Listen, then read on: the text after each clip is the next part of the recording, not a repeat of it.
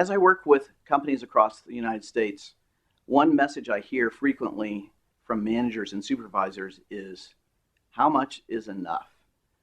I know I need to communicate appreciation and recognition to my employees, but sometimes it just seems like it's a black hole, that it's never enough. And in fact, some recent research came out that showed that senior level managers, 56% of them say that they believe their company is doing a good job at communicating appreciation for the work that's being done.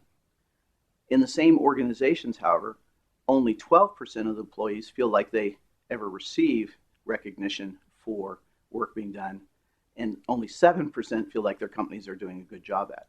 So there's a misperception between managers and employees about how much appreciation is being communicated. One of the key aspects that we know is that you have to communicate appreciation in the language that's meaningful to the recipient for it to be received and have an impact. If you communicate what's important to you, that's fine if it matches the recipient's language or actions. But if words are valuable to you, but they're not to the recipient, it misses the mark.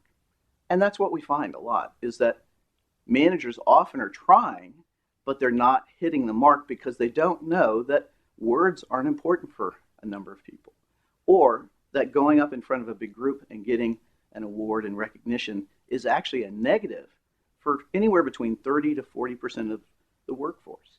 And so what you're trying to do that's positive comes back as a negative. So I really would encourage you to make sure that you know what's important to the employees.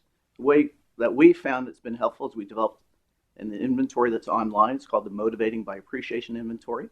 It identifies not only the language that's of appreciation that's important to the employee, but also the specific actions. Because, for example, time can be different and viewed differently by different employees. Some people want some individual time with their supervisor occasionally to talk and get caught up. Other people want to go to lunch and not talk about work at all. So make sure you're sending the messages in the ways that are important to your employees and your staff. And I think you'll find that their frustration is going to go away.